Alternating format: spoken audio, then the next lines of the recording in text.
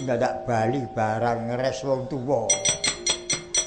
Rene samangke sampun sumekta sedayanipun monggo keparengga lajeng merpeki wana Tegal Kuru paprangan ing kinare ajang Pacakara. Ayo tak seblakne cemen iku.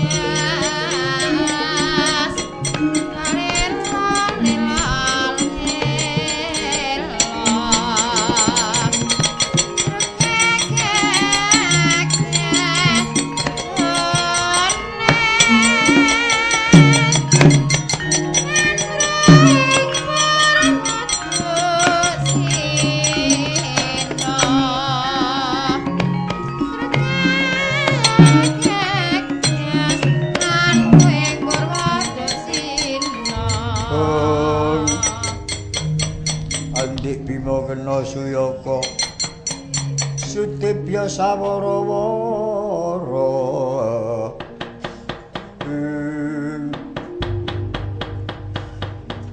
Sopo iki? Kowe pangling karo aku Kakang Werkudara. Jayarata putrane Kanjeng Rama Prabu Radya. Rama Prabu Radya tekaning pati saka pakartemu. Anak Adiroto bapakku. Ya. Mangerti yo. Adiroto bapakmu. Nitih rata. Arep tak cedhaki. Pancen aku arep ngeman tak kon mundur. Kleru penampane dianggep aku arep gawe cintrakane. Rata mundur-mundur. Keglundung jurang dadi matine bapakmu iku sejatine saka klerune dhewe, saka salahe dhewe. Ora peduli.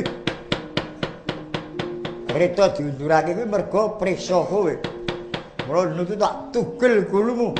Yen pancen mengkono. Lakon wenugel gulune Werkudara entek budiku. Kene mergaling pasimu Werkudara.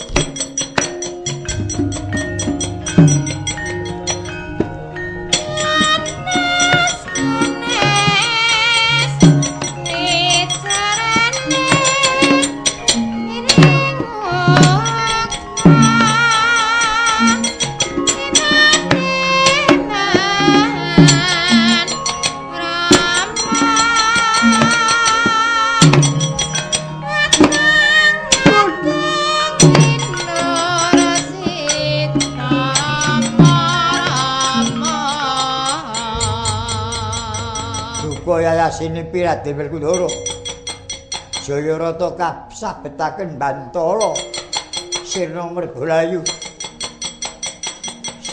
ical wujuding kuwanda mijil tirta saking telenging bumi rene papanipun radi inggil tirta minet ngandhap lajeng dados wujuding lepen kasebat kali rambut.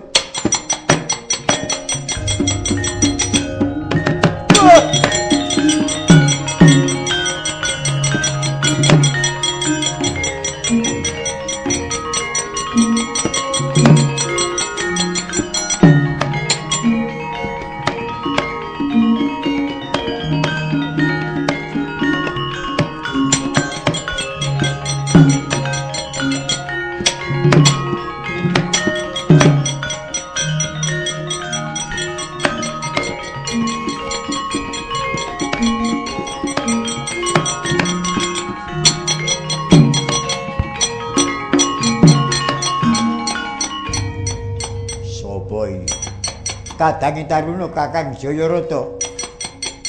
Turta Werkudara bilakno patine kadangku bidak gepeng dadamu.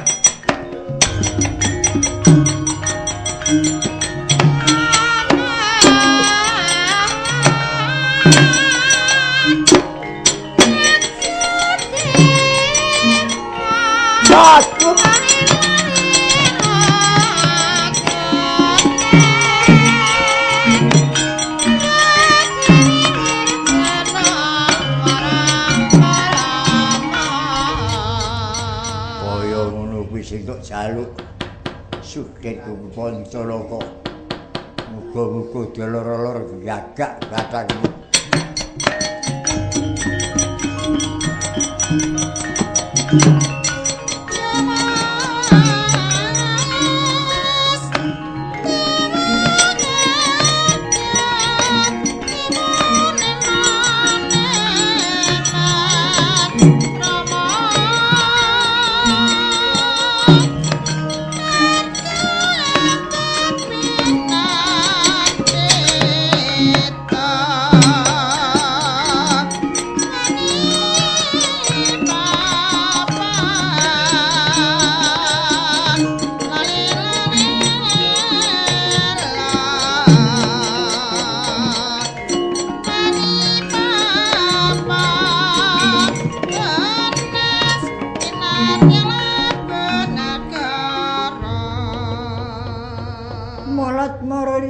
Arjuna esmunya kang lagya kamanungsan kasrepan ring tingkahing mungsuh niran padha kadang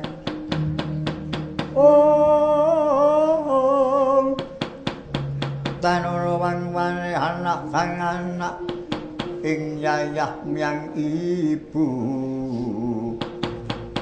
lan wanggih maka dinarpa salya rika Bisma Dwijanggeh guru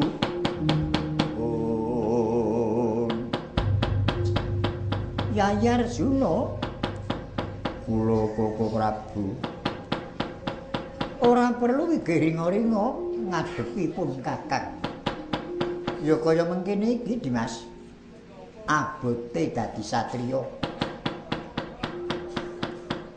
Ing atas aku karo kowe padha dene. Dilahirake saka gerbane Ibu Kunti Talibrata nanging kudu dadi mungsuh. Nertepi kewajibane dhewe-dhewe. Ngono-ngono. Yen Nyai Arjuna cetha sapa dulu ora perlu dadak nganggo tedhing aling-aling. Dimas Arjuna iku satriya kang ngambek utama budidaya sirnane ngambek angkara murih ketentremaning jagat raya. Nek aku piye? Yen mung didulu sagebiyaring tlathik cetha aku iki nglabuhi Kurawa sing salah, nglabuhi Kurawa ingkang luput. Nanging menawa nganggo kawicaksanan ora bakal nyalahke Dipati Karna.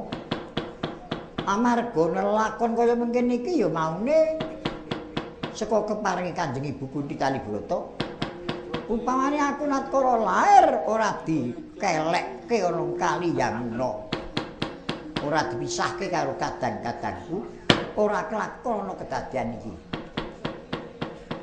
Kula nuwun inggih. Nanging wong lelakon iki wis kebacut upamane jemparing wis lumepas kok kendhenging Gendhiwa ora iso ditututi. Lah ya kudu dibacutke kowe aku netepi darmaning satriya. Aku kaya mengkene mergo aku prastya karo Yayi Prabu Duryudana. Sedya mbilani Yayi Prabu Duryudana sak entek ing nyawaku. Dadi nadyan to aku iki nglabi Jaka Pitana nanging gegebenganing lakuku aku iki bener netepi darmaning satriya tumrap aku satriyaku ora kena ngoncati janji ora kena ngoncati kesaguhan kang wis kawiyos. Mulai saiki singa bejo Bejo kowe pun kakang mati. Bejo aku kowe kang tumeka lalis. Monggo kula ladosi Puka Adipati. Ya ingkang prayitna Yayi Arjuna.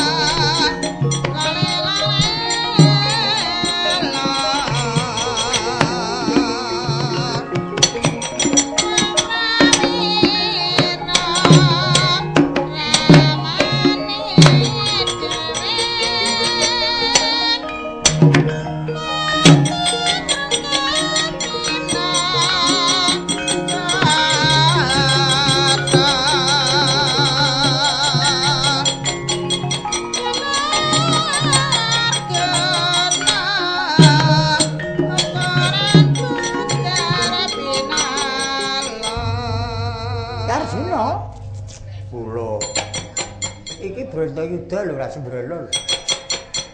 Wong kowe mau menang terus bareng preso nek Yayi Dipati Kantaka dicedhaki widodari disawuri kembang-kembang. Lah kok njuk kowe pancene menang kok ya njuk ngalah.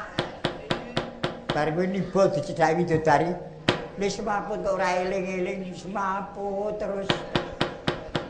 Iki ora papane nggon sembrono. Inggih. Yayi Arjuna, kula kok Adipati. Kula sawetara nggone Bandayuda. Enggal nitih rata lancaran jemparing. Monggo kula ladosi, monggo Koko Prabu lajeng wahana rata. Iya ayo Yayi Arjuna.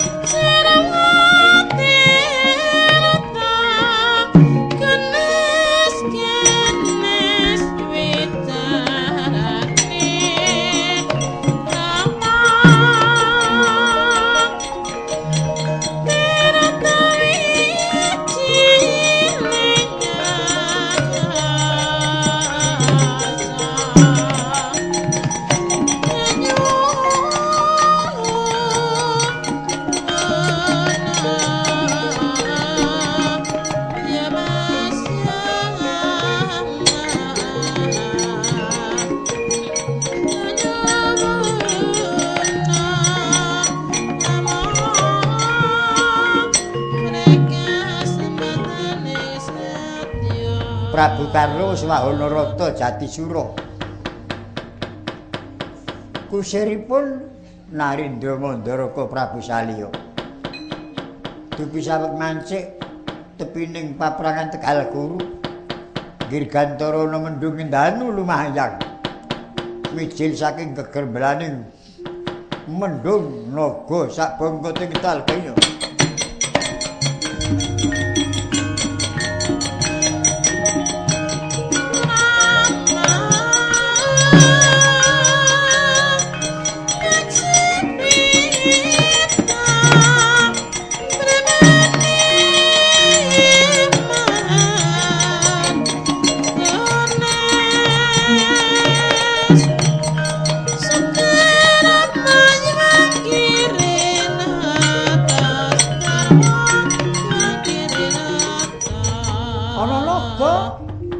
Niup saka gegono.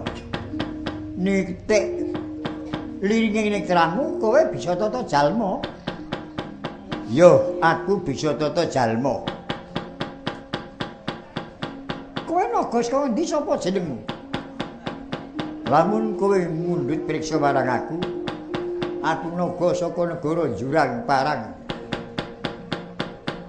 Aku Hardawalika. Hardawalika? Yo. Apa kowe Senopatining Kurawa Prabu Karna Basusena? Ya dasar nyata. Kepara nyata mungsuhmu Raden Janaka. Iya Janaka kadangku. Tak caosi priksa.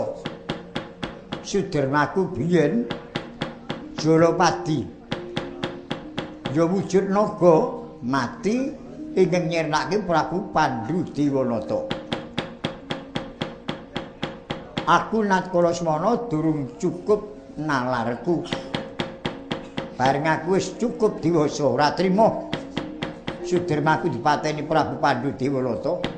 Aku arep males mateni Pandhu nanging wis ora bisa mergo Prabu Pandhu wis pinulung dening Bathara. Leganing atiku kudu anake Pandhu. Anake Pandhu sing kondhang ing jagat. Jare pamadyaning Pandhawa jenenge Arjuna. Aku ora lega rasane ing atiku nek ora iso mateni Janaka. Aku njaluk rilane penggalihmu. Janaka tak patenane. Nanging mengko nek Janaka tekaning pati kemenangan iki tak caoske sliramu. Ora usah jarwake marang sapa-sapa nek aku sing mateni Janaka. Dadi jagat men ngarani sliramu ingkang mateni Janaka. Sliramu ingkang menang ana madyaning Bratayuda. Jojo muntap pindho kinetap. Oh Nitra kocak ngundaran diritep Mangala Cakra.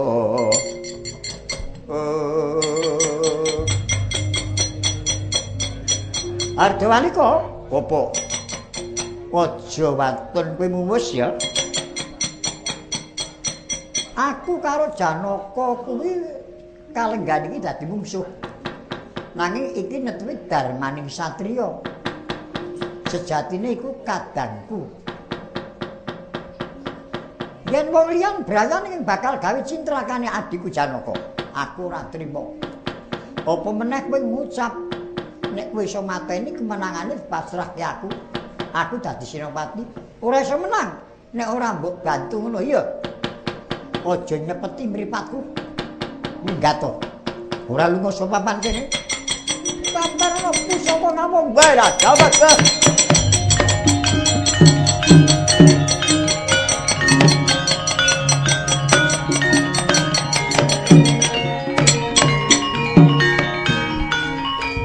Bela.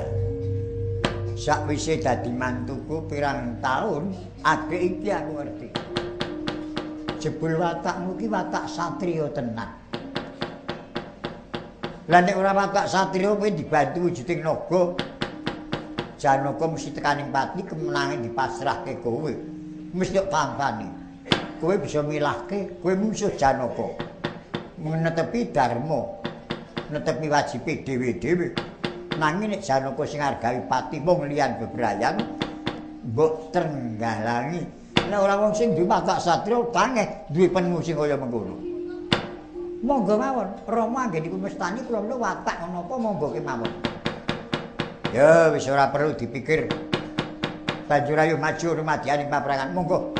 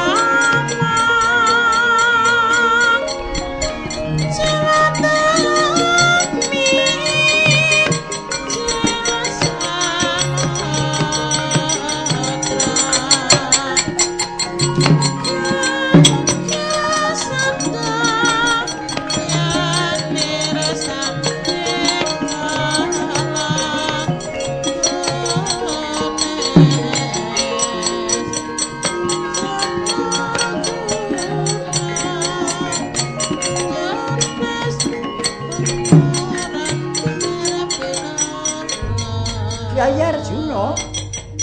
Kula Koko Prabu ingin prayitna. Aja nganti karindon gawe Jembareng Gendhewa kudu sumektakake. Kula nuli. Iki wis madyaning paprangan. Kula nuli iki. Enggal ngelepasna pusaka. Koko Adipati dereng nglepasaken. Menapa kula ingkang enem nglepasaken rumiyin. Ora apa-apa mergo iki ora madyaning paprangan. Reka to Dimas Arjuna, aja nganti kalih Barata. Nglepasaken pusaka. Hanyari Ardhawalika niup saking digala. Tumama janggane Ardhawalika sirna mergolayu.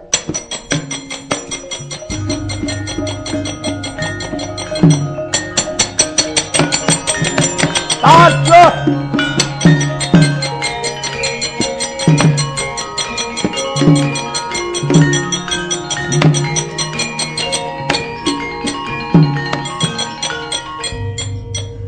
Aku dawuh supaya nglepasi pusaka mergo aku ora bebaya saka Dirgantara. Naga sak bangka tingetal. Baru ngerti to? Dereng. Ardhawalika anake Prabu Jalapati negara Jurang Parang. Bapakne mbiyen ing mateni Paman Prabu Pandhu Dewalata. Dheweke musik arep mateni arep males ning Paman Prabu wis pinurung dening Bathara. Leganing ati kudu iso mateni turune sing diancam sliramu. Tanpa paliwara sedaya nyaut saka Dirgantara. Nanging kena jembaringmu tekaning pati tanpa sambat. Tinggi. Petro, nun. Petro, nun. Waduh. Mboten dawuh. Ana pakaryan ngarepe jaran kae ana apa? Wut. Ulek gedhek dawek. Ulek gedhek dawek ki apa? Ula gedhe dawa. Kuwi wis mati ora apa-apa. Singkirna mundak medeni jaran. Wah. Gunane dawa wis waton bayar kowe mati nek ula semono gedhe niku ya wedi aku. Ayo enggal semandang. Nggih. Ora kuat digopo wis diseret wae. Nalari kan kancanan.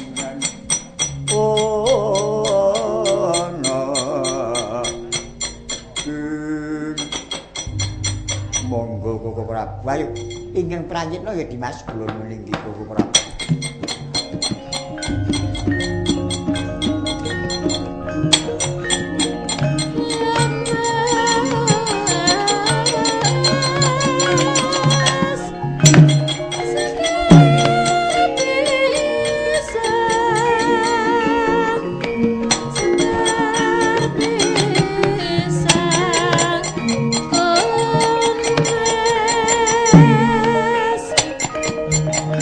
Bisa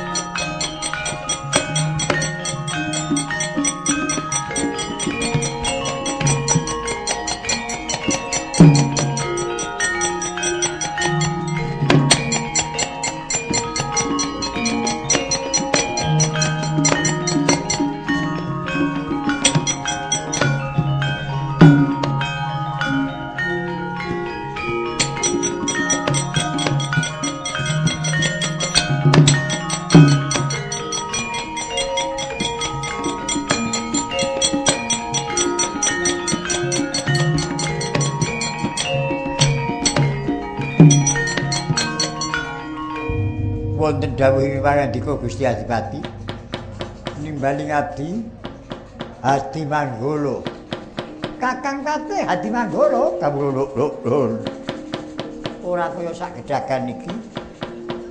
Bundangku salit. Kowe tak utus bali ana Ngawangga. Matura karo bendaramu diajeng surti kanthi suna sadaan ganten kanggo gawe nduwa gondangku ing sanit iki dadi misaken dawuh tinggal budal sendika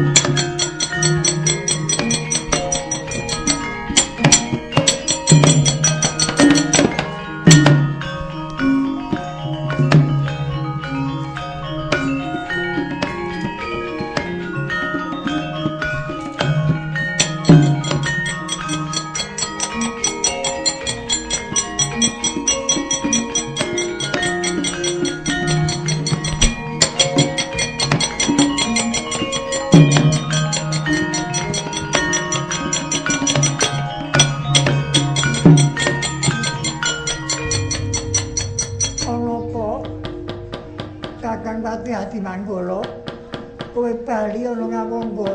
Kepiye? Gustimu Kakang menapa sinuwun Ngawangga?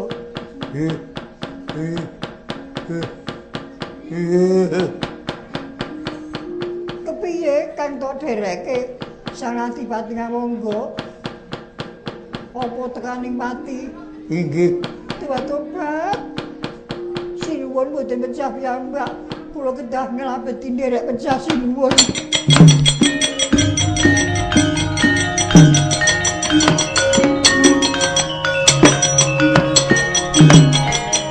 Wah!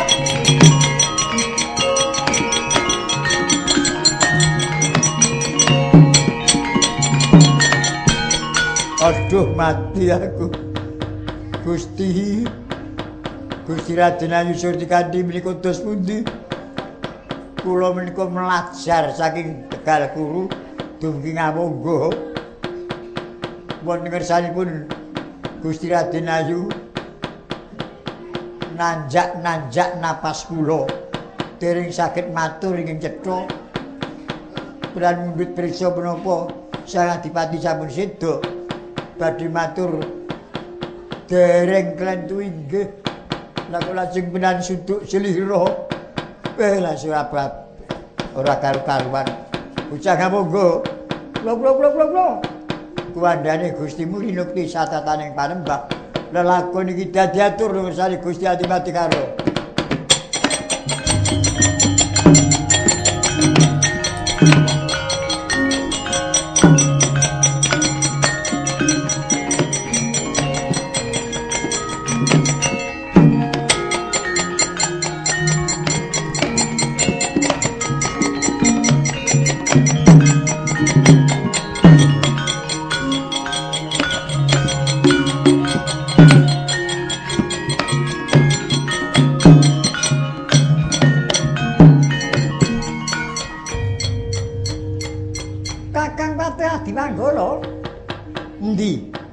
Sadaan ganten kilimane diajeng surti kanthi.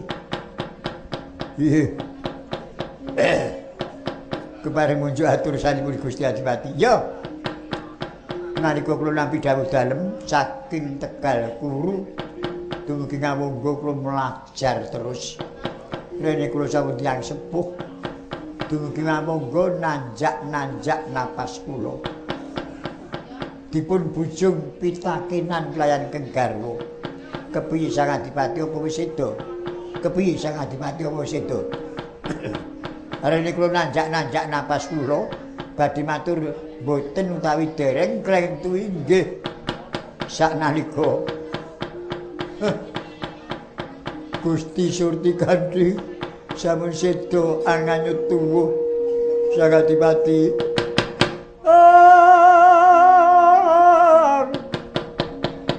Jojo muntap pindho kinetap netra kocak ngundarandir idep mangala cakra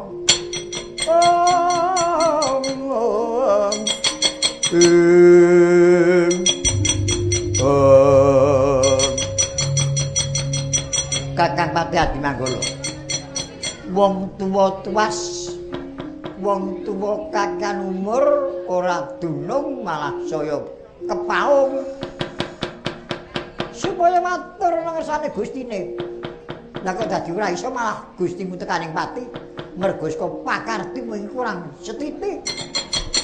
Manungsa kaya kowe ora patut dingurip aja kok tugel gelem. Aduh.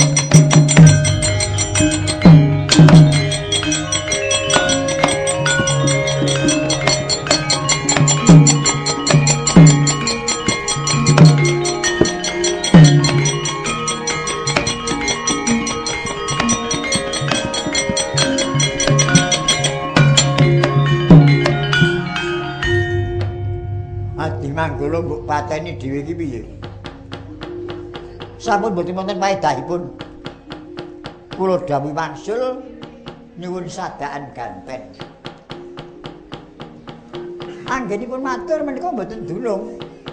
Satemahkeng putra diajeng surti kanthi klentu penampi dipun anggep kula menika sampun pejah. Ingkang mongko sampun prasetya yen kula mukti piyambakipun ngeyup kamulyan kula. Yen kula pejah bela rene mireng yen kula sampun pejah. Kang putra nganyut tuwa. Njuk kuwi sing luput Adimanggala. Kula nuwun nggih. Perkara iki sing luput dudu Adimanggala. Kowe sing luput. Lho, kok kula? Ing atas kowe iku Senopati. Gundrange garing ngono madyaning paprangan. Lah kok dadak njaluk sadaan kinang wae kudu saka garwane. Lah apa kene ora ana kinang? Kene ora ana wong sing iso ngracik kinang. Kok dadak utusan bali. Nek mau ora iso pisah karo bojone iki lak dijak terus. Jarine ora iso pisah ditinggal. Lah kedadiane kaya mengkono. Nyuwun pangapunten. Lah kowe ming kelangan bojo rabine iso.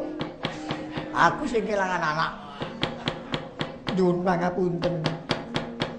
Kula badhe mungkasi anggen kula nglepasaken senjata. Nyuwun pangestu.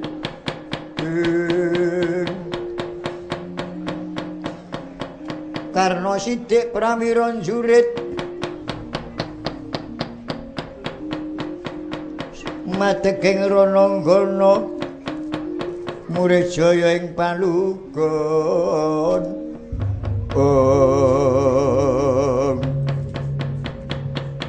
Adipati Karna ngasta pusaka ngawangga Kyai Kuntawijaya Capa. Gendhiwanipun Wijaya Danu ing pangakah kedasaken nyirnaken Dyan Arjuna. Dugi Prabu Salya mulat Sang Adipati Karna ngasta Gendhiwa Wijaya Danu sinandhangan warastra Kuntawijaya Capa. Gelarapan raosing manah Prabu Salya. Ing batos boten rila menawi Janaka dumugine pecah. Mila dene mespadakaken Prabu Karna nglepasaken pusaka Prabu Salya kedhep tesmak kapindheng-pindheng dene mespadakaken sesarengan cul jemparing saking kendhenging Gendhiwa. Kendhalining kuda dipun sendal ing wingking dipun genjot. Saknalika dados oling lampahing jemparing.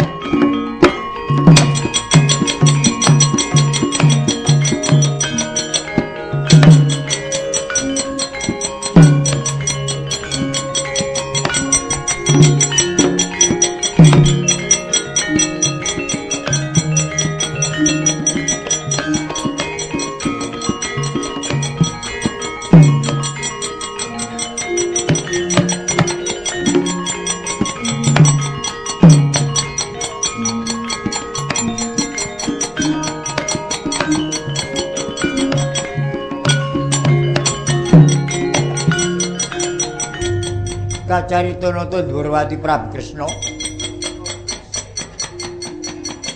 Waspada paningal mulat lumepasing jemparing Kyai Wijaya Capa. Kebat kaya kilat kesit pindha datit nanging semu uling Prabu Bathara Kresna dawuh dhateng Dyan Arjuna supados tumungkul nanging Raden Arjuna mboten kersa madal kersanipun keng neraka. Sigranata Dwarawati mepet lampahing kuda bawanipun rata nembe banter sareng kuda den pepek ngeget anggenipun mandheg. Raden Arjuna kaget ngantos mestakanipun tumungkul sesarengan lumaraping pusaka Wijaya Capa namung saged nyaut lungsenipun Dyan Arjuna.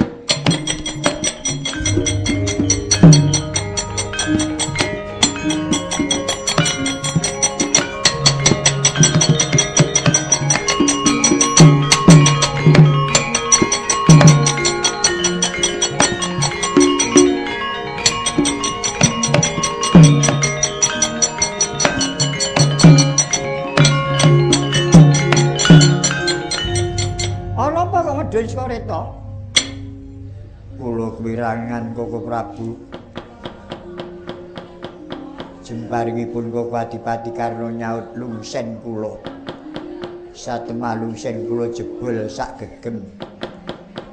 Lungsen ki ora marake apa-apa to, ra isih bisa maju perang nanging lingsem ora sing manah kula. Dupi Dyan Arjuna medhak saking reta awit dene Bandayuda dipun priksani Dewa Tridasa Wataknawa miwah widodari seki kurang sawiji Sang Hyang Bathara Narada kejer kaguru kasan niup saking negara ya.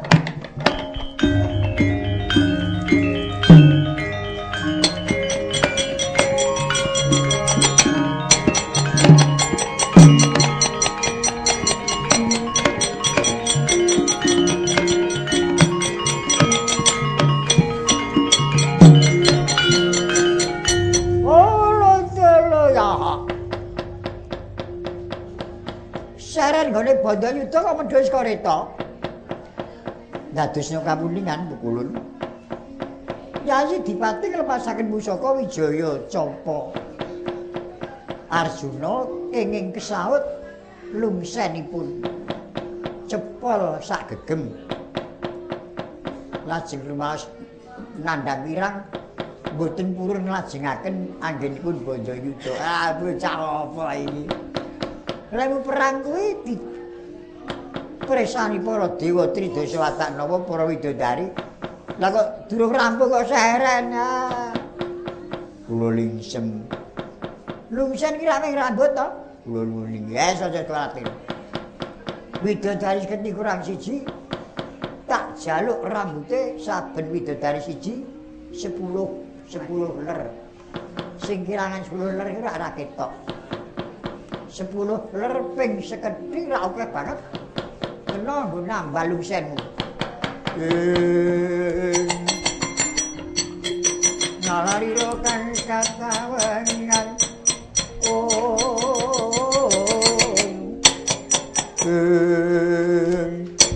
iki malah turah. Nek turah ku nggo cemara. Cemara sampeyan kok sampun mboten kangge. Ratu kaya ngerti cemara ora kanggo. Wis tak balekke, Gar. Tinggal mapano madhek ana kematian ning paprangan. Mulat cemara bisa ngarik Juna.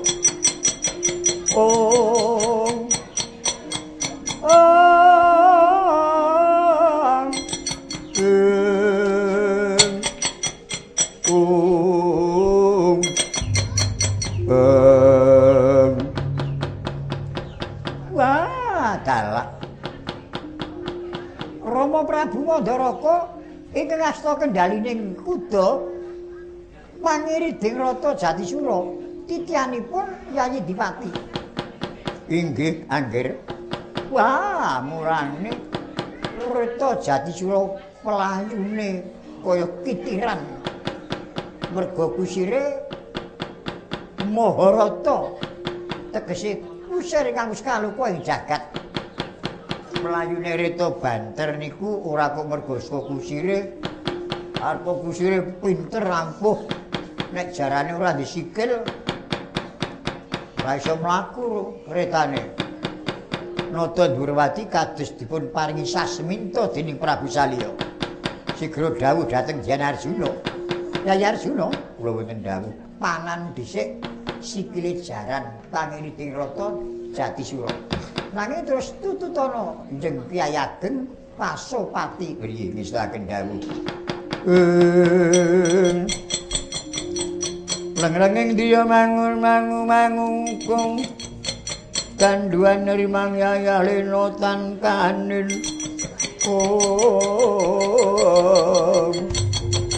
Jyan Arjuna ngasta gendhewa sinandhangan jemparing sedya kinarya ngrantas sukuning kuda pangiriting rata Jatisura tanpa antara lajeng katututan Kyai Ageng Pasopati. Pat kaya kilat kesit pindha pratit lampahing jemparing.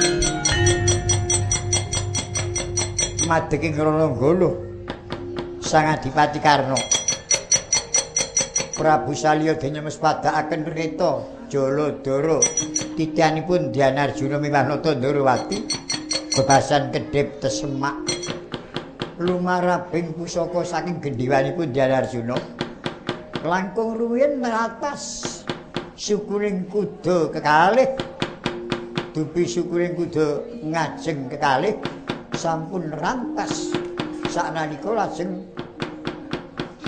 kendel lampahing rata nanging semumendak Sang Adipati Karna wis datan wonten tetameng ira tinututan Kyai Ageng Pasopati tumanem janggane Sang Adipati pinesti keparing Bathara nguyah ngayuh tigas pancing jangganira seda Sang Adipati Karna sumendhe rata oh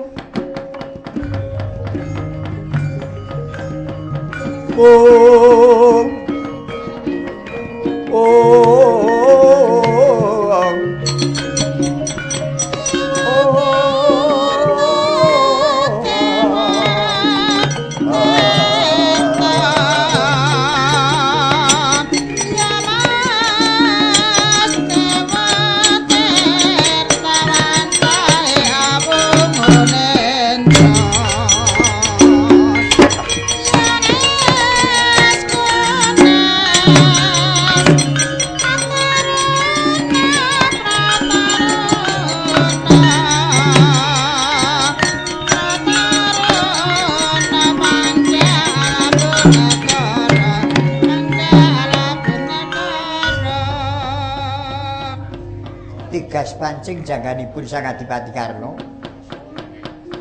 senadyan seda nanging teksih sumendhe ing rata mustaka maksih tumumpang ing gembung awit saking dayaning pusaka ngamangga wujud wung dapur jalak ngure awasta Kyai Kala Dedeh sumedya pados bila suwantenipun mimba Sang Adipati Karna cipta wringganira Yai Arjuna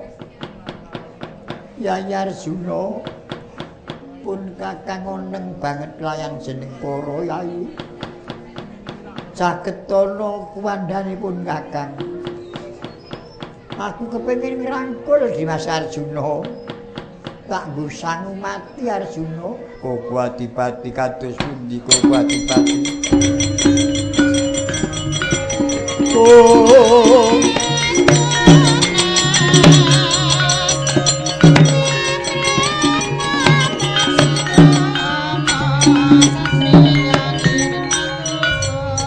Armandi Koko Adipati Karno sesambat mundur badhe ngrangkul kula. Aja menika kadang kula sepuh ora maido nek kuwi kakangmu.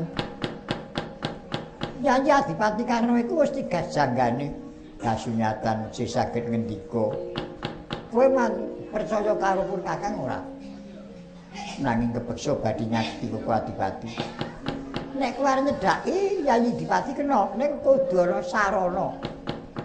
Mami menapa? Kowe kudu ngunus curiga Kyai Pulanggeni. Inggih. Nek kowe ora ngunus Pulanggeni, ora entuk aku kowe nyedhaki Yayi Adipati. Ini setelah kendawuh.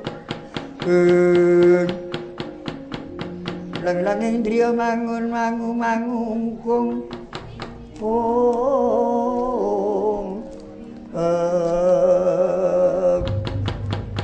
Jan Arjuna Gya Ngasta pusaka Madukara tilaranira ingkang Rama Prabu Pandhu Dewanata njeng Kyai Pulanggeni dupi katarik saking mrangka biar murup sak obor pamore merpeki keng Raka Prabu Karna kawus nandhang kalin kala ditingkang wonten angganing Prabu Karna mangertos bilih Dyan Arjuna merpeki mijil saking rangka mboten sarana astaning jalma sedya pados bela panjenipun badhe nyirnakaken Arjuna nanging kawon Prabawa klayan Pulanggeni minakala dite oncat wangsul dhateng kayangan dupi wis oncat kala dite Prabu Karna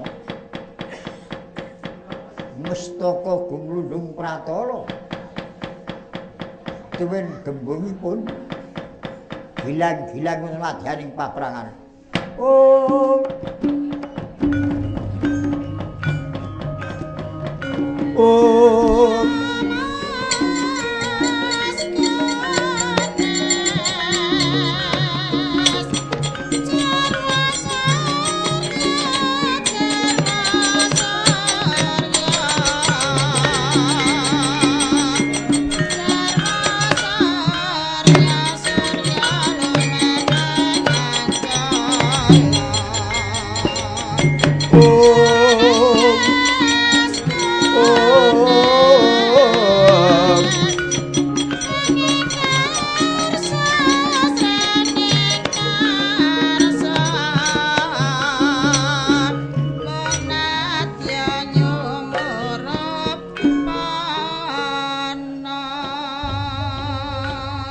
Adipati mboten nginten panjenengan sedo Koko Adipati Yayi Arjuna yen kowe ngatonke tresnamu karo kadang tuwa ingkang wekasan ora kok nyuwun kaya ngono kuwandhane Yayi Adipati rinukti satataning panembah ngestakaken dawuh Koko Prabu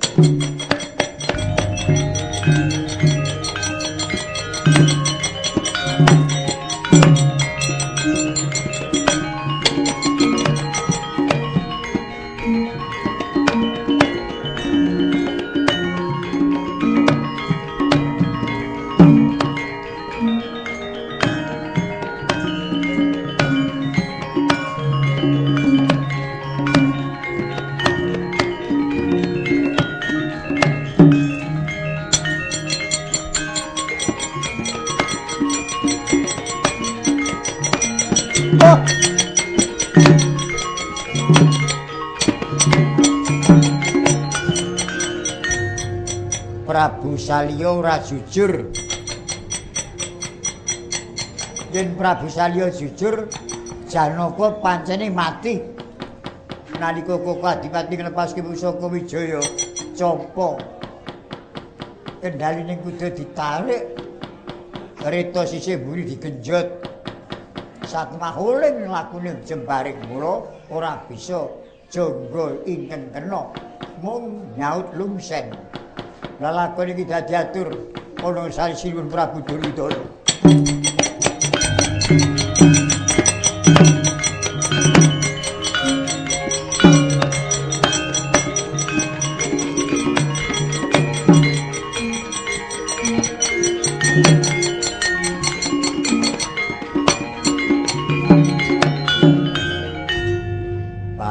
Karno kakangku bubar mawut Purwadya balane.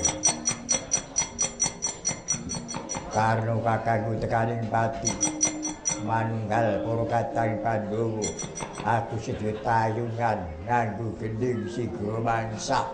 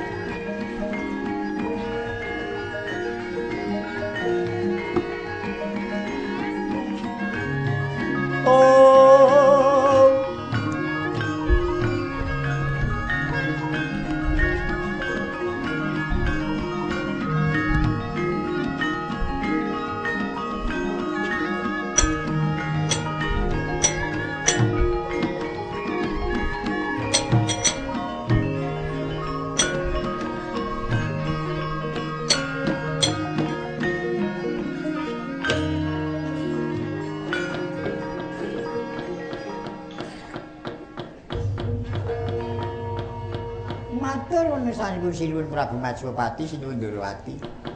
Ya Kakang Semar. Caos pirsa bilis dalu muput menika wau langkang karo tanding. Sampun kaleksanan wilujeng boten wonten sambikala. Perlu kula aturaken mira dipun suwun rawuh wonten papan mriki dipun suwun saramabing Purwa. Panjenenganipun Bapak Haji Sumaryono anggenipun kagungan kersa ngempalaken putra lan wayah. Murid saged rukun guyub manggih rahayu boten wonten sambikala. Kawimbuhan sawabing Purwa rancak anggenipun ngupadi Siti Payah. Tinebihna saking panggiri Buddha. Senajan kula semanten ugi bilih wonten kalepatan kula dumateng kaki danyang nini dayang ingkang tenggo dusun ing bumen mriki. Kula sak brayat nyuwun gunging samudra pangaksama. Sak pengker kula ing mriki saged wilujeng kula ugi wilujeng. Iya Kakang Semar. Jikalau di sini masih ada sumur, saya akan numpang mandi. Jikalau masih diberi panjang umur, saya bisa datang kembali. Begitulah. Bakul dawet ngemut susur andum selamet muga kabeh diparingi panjang umur.